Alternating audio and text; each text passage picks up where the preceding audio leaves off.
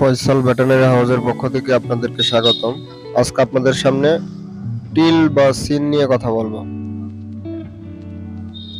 Till ভ্যালুসিন নিয়ে কথা বলবো। টিল বা সিন হচ্ছে এটার প্রিপারেশন হচ্ছে টিল ভ্যালুসিন। টিল ভ্যালুসিন এটা কিভাবে প্রয়োগ করবেন, কোন রোগের বিরুদ্ধে প্রয়োগ করবেন এবং মাত্রা এবং প্রতি নির্দেশনা, এগুলো সবকিছু আপনাদেরকে বলে দিচ্ছি। টিল ভ্যালুসিনটা মূলত হচ্ছে আপনার এটা কি রোগের বিরুদ্ধে কাজ করে, এটা হচ্ছে মাইকোপ্লাজমোসিস এবং নেক্রোটিক এন্টারাইটিসের রোগের বিরুদ্ধে কাজ করে। মাইকোপ্লাজমা মূলত আমরা যারা সাধারণভাবে বুঝতে পারি, খামারিরা যারা বুঝতে পারে, এরা হয়তোবা ঠান্ডার ক্ষেত্রে বিশেষে বা মাইকোপ্লাজমা ক্ষেত্রে বিশেষে ওটা ব্যবহার করতে পারে। আর হচ্ছে এন্টারাইটিসটা মূলত হচ্ছে সাধারণ যারা খামারি আছে তারা বুঝতে পারে যে অনেক সময় মুরগি দেখা যাচ্ছে শুকায় যাচ্ছে এন্টারাইটিসের কারণে, পা চিকন হয়ে যাচ্ছে। আসলে এইসব কারণে মূলত এটা ব্যবহার করা হয়।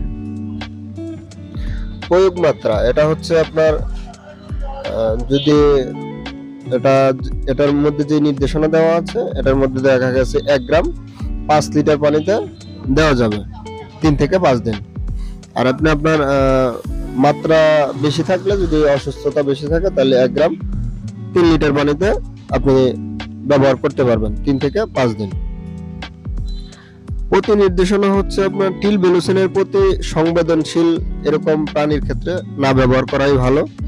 পার্শ্ব প্রতিক্রিয়া এখনো জানা যায়নি। আর গর্ভবতী বা দুগ্ধবতী ডিম উৎপাদনকারী পশু পাখিতে ব্যবহারে বিরূপ কোনো প্রতিক্রিয়া নেই। আর মাত্রা অতিরিক্ত হচ্ছে আপনার ব্যবহার করলে পোলট্রিতে 150 মিলিগ্রাম প্রতি কেজি দৈহিক ওজনের জন্য ব্যবহার করার পরও কোনো বিরূপ প্রতিক্রিয়া দেখা যায়নি। প্রত্যাহারকাল হচ্ছে এটা মাংসের জন্য 2 দিন আপনার ব্যবহার, মানে এর পরবর্তীতে 2 দিন মাংস না খেলেই চলবে। আর ডিমে এখনো কোনো জানা যায়নি, প্রত্যাহারকাল ডিমে কোনো জানা যায়নি। আশা করি আপনারা বুঝতে পেরেছেন। ধন্যবাদ সবাইকে।